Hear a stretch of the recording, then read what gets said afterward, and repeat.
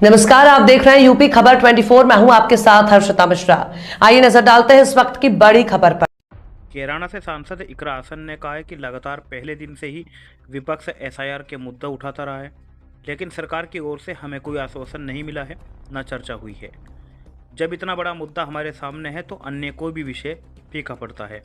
SIR के माध्यम से हमारे देश के संविधान पर हमला किया गया है। नेता प्रतिपक्ष द्वारा एक प्रेस वार्ता भी की गई थी, जिसका जवाब चुनाव आयोग द्वारा दिया गया, लेकिन वे किस तरह का जवाब है हम सब जानते हैं। चुनाव आयोग के द्वारा एक भी सवाल का जवाब नहीं दिया गया है।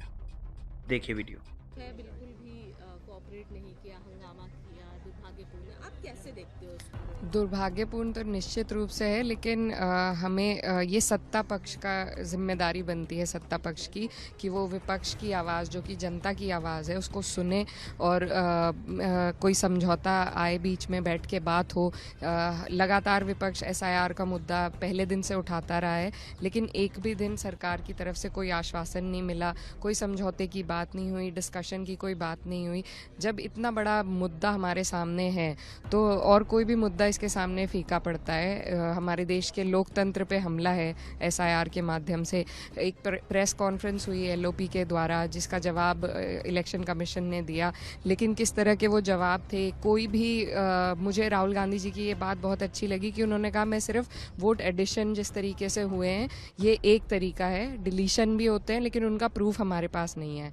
तो सिर्फ जो वो प्रूफ दे सकते थे उस पर उन्होंने जवाब मांगे, एक भी सवाल का जवाब इलेक्शन कमीशन ने नहीं दिया। उसके बाद एक ऐसा अमेंडमेंट लाया गया, 130th अमेंडमेंट, जिसके माध्यम से अगर 30 दिन तक किसी भी मुख्यमंत्री को सज़ा हो तो उन्हें हटाया जा सकता है।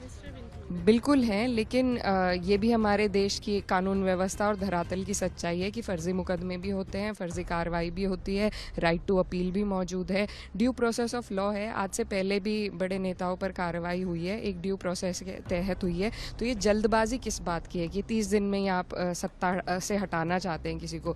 ये सिर्फ़ और सिर्फ तीनों जो चीज़ें हैं, एसआईआर हो, वोट चोरी हो और ये जो अमेंडमेंट है, तीनों एक परियोजना है ये, क्योंकि भाजपा को अपनी सियासी ज़मीन खिसकती दिख रही है।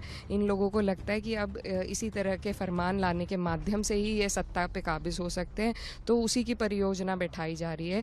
हमारे लोकतंत्र पर हमला किया जा रहा है लगातार। आज बाबा साहब होते तो बहुत उन्हें अफसोस होता ये देखकर कि जिस देश के लिए वो लोग लड़े, जिस देश की आज़ादी के लिए लड़े, आज उस देश को हम कहाँ लेकर जा रहे हैं। ये सिर्फ हम सब के लिए शर्म का वक्त नहीं है, बल्कि विश्व स्तर पर हम लोग शर्मसार हुए हैं। जो मदर ऑफ डेमोक्रेसी कहा जाता था, जिनकी लोग एग्जाम्पल्स देते थे पूरे देश भर में, आज वहाँ पर इस तरीके से लोकतंत्र का गला घोटा जा रहा है। तो ये बहुत अफसोसजनक है और ये लड़ाई सड़क से संसद तक जारी रहेगी। वीडियो को लाइक करें, शेयर करें और चैनल को सब्सक्राइब करना ना भूलें। इस पूरी खबर को लेकर आपकी क्या प्रतिक्रिया है हमें कमेंट बॉक्स में ज़रूर बताएं। देखते रहिए यूपी खबर 24।